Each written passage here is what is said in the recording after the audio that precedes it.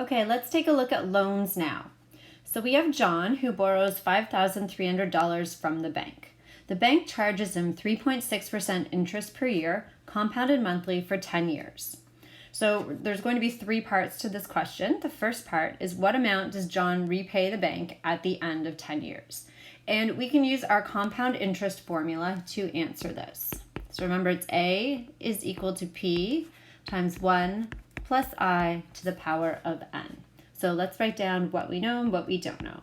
So we don't know A. This is the final amount that John would have to repay the bank at the end of 10 years. We know P. This is the principal. This is how much John borrows from the bank. I is the interest over the number of compounding periods in 1 year, and interest as a decimal, so 0.036. And it's compounded monthly, so that's going to be divided by 12. That's going to give us exactly 0.003. And n, the total number of compounding periods. So 12 compounding periods in a year times 10 years. So n is equal to 120. So now we're going to calculate. I'm not going to rewrite the formula because we have it there on the right already.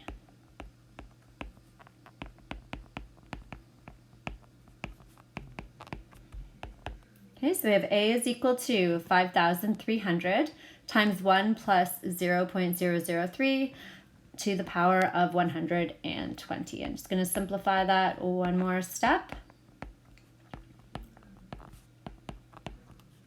Now remember, if you don't have a scientific calculator, actually you pretty much need a scientific calculator for this, but if you don't have one that does BEDMAS, you need to make sure you calculate the component with the exponent first. Okay, but if you do have one that does BEDMAS for you, you should be able to just put this all in one go into your calculator and get $7,592.55. So this amount here includes how much John borrowed, and it includes the interest that has been charged from the bank. So that's part A. That brings us to part B. How much interest does John pay the bank?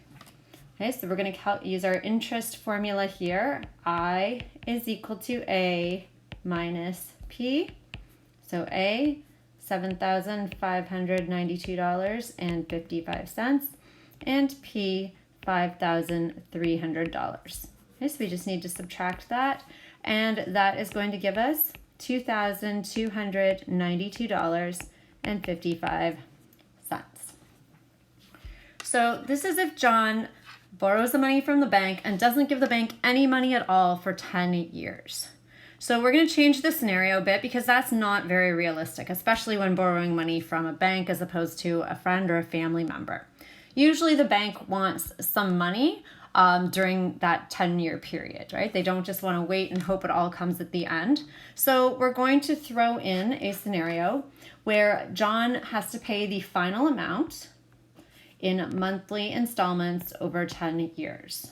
Okay, so he's not just paying it all back in one lump sum. So if we're paying it in monthly installments over 10 years, we need to calculate how many months happen in 10 years. So number of months in 10 years.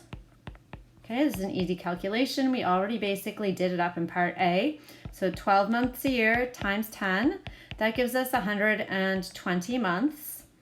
And we know the total amount that John ended up owing the bank.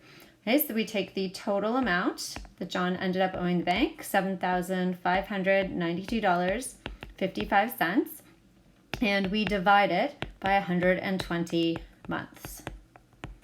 And here we are going to be doing surrounding, so this is going to give us approximately $63.27 per month. And I should have mentioned that up here in part A, this is a rounded number as well. That's $7,592.55.